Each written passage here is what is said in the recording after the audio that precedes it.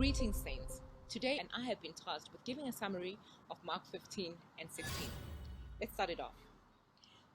In Mark 15, we see Jesus standing before Pilate. And this is when he was bound after Judas had given him away to the priests. Pilate asks Jesus in verse 2, "Are you the king of the Jews?" And Jesus says, "Yes, it is as you said." And Pilate here is surprised that Christ does not try to defend himself in any way or say anything else. The Bible tells us that during the Passover, it was the custom for the governor to release a prisoner. And this is when actually the priests tell the crowds to tell Pilate to release Barabbas, who was a notorious killer at the time, instead of releasing Christ. In verse 12, it says, "What shall I do then with the one that you call the king of the Jews?" Pilate asked. "Crucify him," they shouted in verse 13. "Why? What crime has he committed?" asked Pilate. But they shouted even louder, "Crucify him." And wanting to satisfy the crowd, Pilate released Barabbas to them. He had Jesus flogged and handed him over to be crucified. So this is just what it was done at the time. He did try to say, what crime has this man committed? And even though we don't see it here in the book of Matthew in this part, it actually tells us that the crowd, on top of shouting that that Christ must be crucified, they actually said that blood will not be on Pilate, but it will be on themselves as well as their children. We also see in verse 16 that the soldiers make a crown of thorns for Christ, and they also give him a robe, and they begin to mock him and say, "Oh, hail, King of the Jews," because they believe that, "Why have you been calling yourself this? So we will give you this crown of thorns, we will give you this robe, and call you what you say you are, because you truly were not." We then see this is followed by the crucifixion in verse 21, and the death of Christ in verse 33, and finally the burial of Jesus is in verse 42.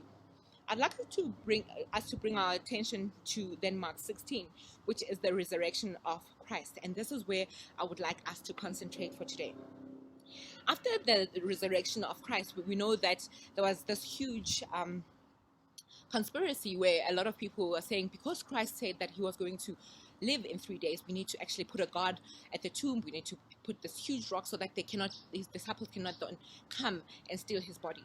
And we know that when the women came through on the day, in 16 verse 1, we see that when Mary Magdalene, Mary the mother of James, and Salome brought spices, that they were wondering who is going to remove the big stone for us. But then when they got there, they found that the stone was already removed and that there was an angel there.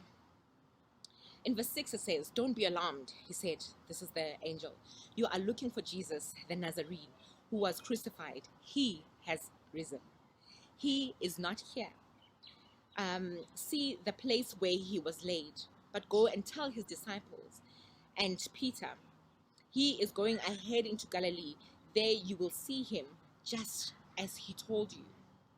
We see here that even though it was such a horrible death that Christ experienced, it was part of his purpose, but it was still difficult nonetheless, which is why we saw earlier where he was praying and saying, "God, may this cup pass me over," because we know it's difficult. So sometimes things that are part of our purpose are truly difficult, but we go through them anyway. Then in verse 15 we see Christ says, "Go into all the world." He says this to his disciples, "Go into all the world and preach the good news to all the nations, to all creations. Whoever believes and is baptized will be saved, but whoever does not believe will be condemned." So we know that his disciples did exactly as he said, because in verse 20 it tells us, "Then the disciples went out and preached everywhere, and the Lord worked in them and confirmed his word by signs that accompanied them." Amen. So no matter how long it has been since Christ died, we know that it was not in vain, because his disciples went and did what he said. And we too, being able to read from the word, we take the same instruction that God gave them to go into the world and preach the gospel.